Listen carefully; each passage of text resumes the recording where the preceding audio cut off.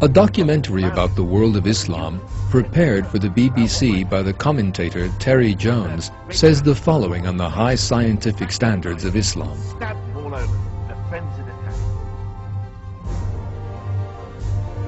One philosopher from the town of Harun, for example, had already correctly calculated the distance from the Earth to the Moon, while another had suggested that if you could divide the atom, you would release enough power to destroy a city the size of Baghdad. In this medical school, built here in Damascus in 1154, doctors were already teaching anatomy, preventive medicine, hygiene, surgery, the circulation of the blood, centuries before Harun.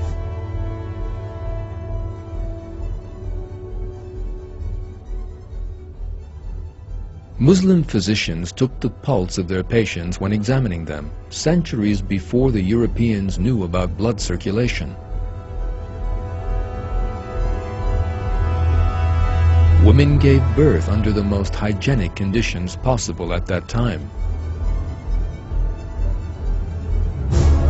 The era's sourcebooks picturing the implements used by Muslim surgeons show just how advanced their medical knowledge was.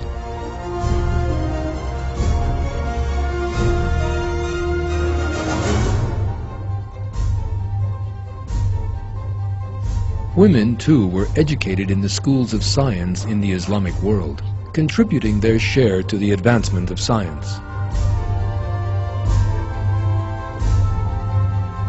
Muslim scientists made some very significant discoveries in the field of optics and light.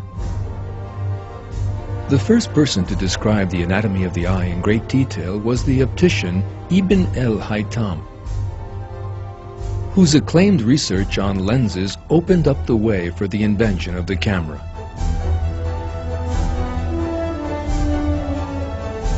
Muslim physicians also discovered the causes of eyesight impairments and carried out successful cataract operations 1,000 years before the Europeans.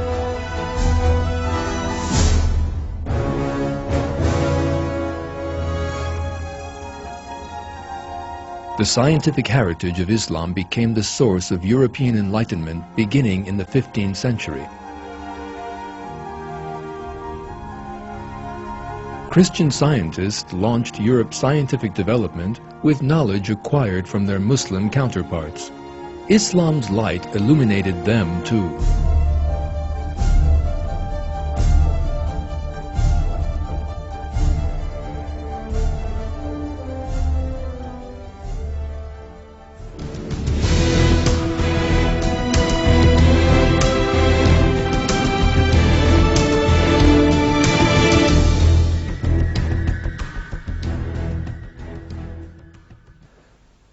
One of the Muslims' distinguishing qualities rooted in Islam is their high sense of arts and aesthetics.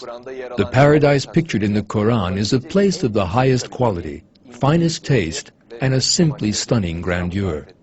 Muslims carrying this sense of artistry in their hearts created fantastic works of art, and the lands they ruled became the most modern and advanced in the world.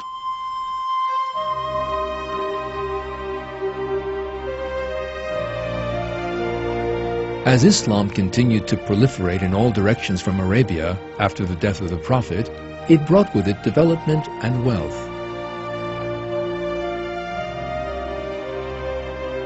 Wherever they went, Muslims took civilization with them.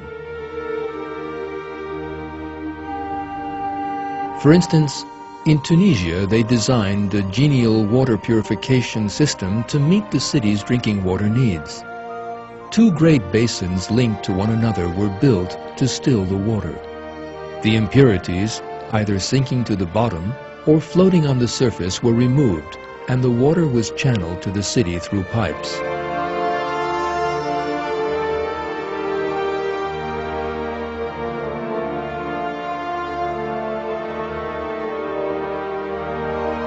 Muslim engineers built mills in order to carry water to the cities.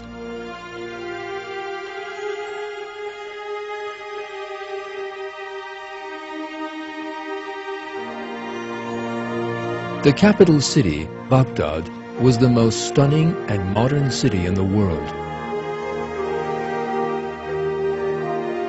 Its city plan and architecture were outstanding.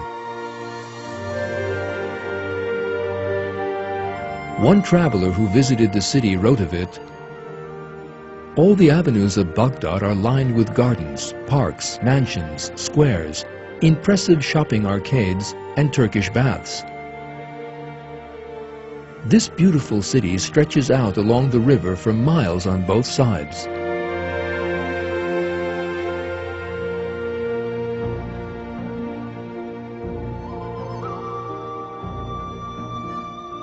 Another important center of Islam was in Spain.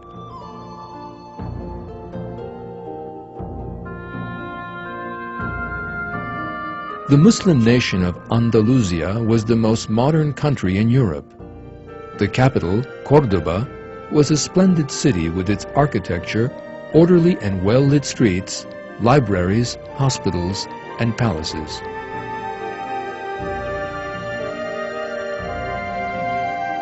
In the same era, the greatest cities in Europe, such as London and Paris, were squalid, dark, and disorderly. That is why Europeans visiting Cordoba were most impressed by the grandeur, culture, and art they enjoyed in the city. The city of Cordoba in the 9th and 10th centuries was one of the biggest and most exciting in Europe. So we have descriptions of it by people coming and saying, all these flowers everywhere, this open streets, this wonderful light coming down. Northern cities were dark. Cordoba had running water. People lived in big houses. In contrast, in Paris, people lived in shacks by the side of the river.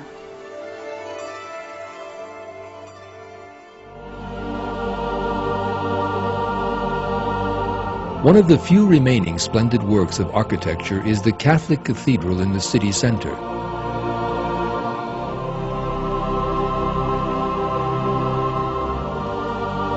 This used to be a mosque and was later converted into a church.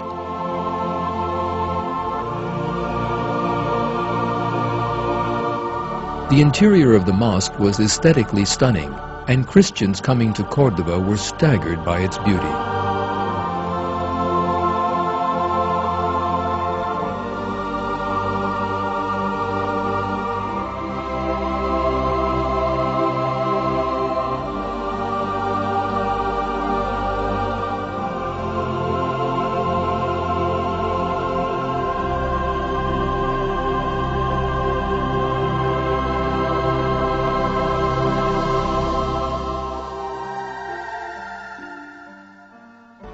In the 10th century, there was a Saxon nun with the unpronounceable name of Hrotswitha, who called medieval Cordoba the ornament of the world. She was very, very taken with the place, and there you are, she's a Christian nun. One of the most splendid works of architecture in Andalusia was the Alhambra Palace, a magnificent example of Islam's art and aesthetics.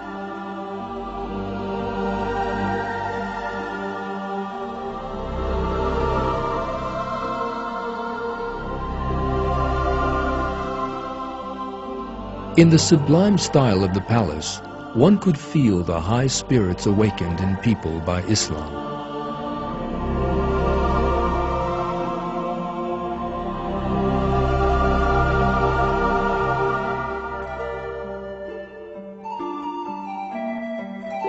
The gardens of the Alhambra had sophisticated fountains made by making use of gravitational systems.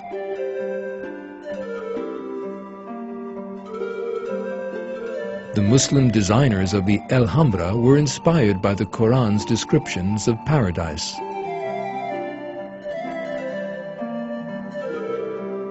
Besides architecture, the Muslims were also the most advanced people on the planet in terms of style and quality of the clothes they wore.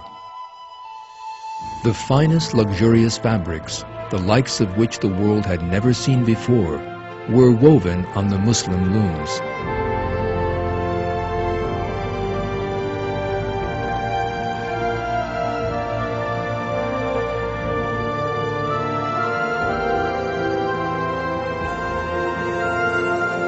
Fabrics and clothes produced by the Muslims were status symbols among Europe's elite.